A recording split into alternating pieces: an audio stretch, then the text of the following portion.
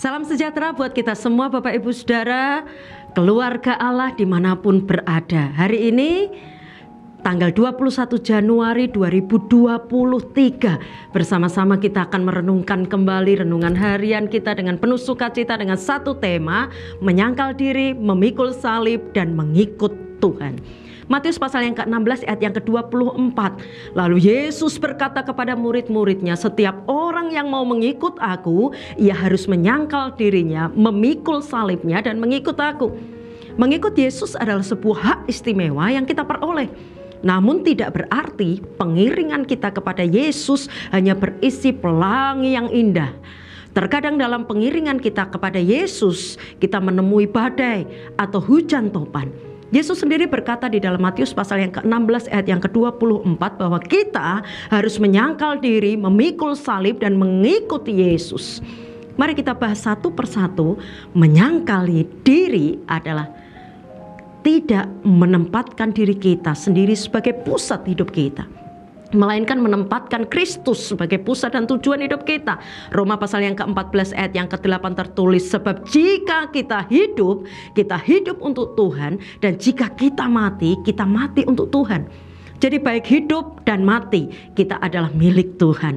Apabila kita senantiasa belajar menyangkal diri, kita akan dapat menjadi murid Kristus yang menempatkan kehendak Kristus sebagai dasar dan pedoman setiap rencana dan langkah hidup kita. Sebagai orang Kristen harus menjalani hidup yang tidak seperti nilai-nilai duniawi dan tunduk pada nilai-nilai dalam kerajaan Allah. Inilah yang menjadi salib kita sebagai orang percaya.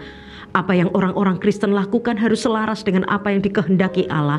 Memikul salib artinya kita menerima bahwa kita sudah mati dalam hal-hal duniawi dan hal-hal yang tidak sesuai dengan nilai-nilai kebenaran kerajaan Allah. Mengikut Yesus artinya kita setia. Mengikut Yesus dan kita taat menjalani kebenaran firman-Nya. Mengikut Yesus adalah menjadikan Tuhan Yesus Kristus yang utama dalam hidup kita dan bukan menempatkan Kristus di bawah kepentingan kita yang lain. Bila kita mau mengikut Yesus, kita perlu taat, melaksanakan ajarannya dan menjadi saksi kebenaran kepada sesama melalui setiap perkataan, sikap, perbuatan sehari-hari dan karakter kita.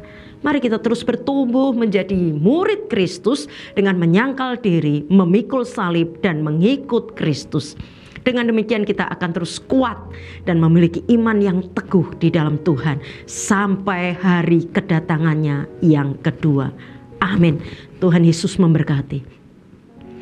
Bapak Ibu Saudara, keluarga Allah, silakan bagikan renungan harian kita ke lebih banyak lagi saudara yang ada di sekitar kita, supaya mereka terberkati dengan renungan kita hari ini. Silakan like, komen, dan subscribe renungan harian kita. Tuhan Yesus memberkati.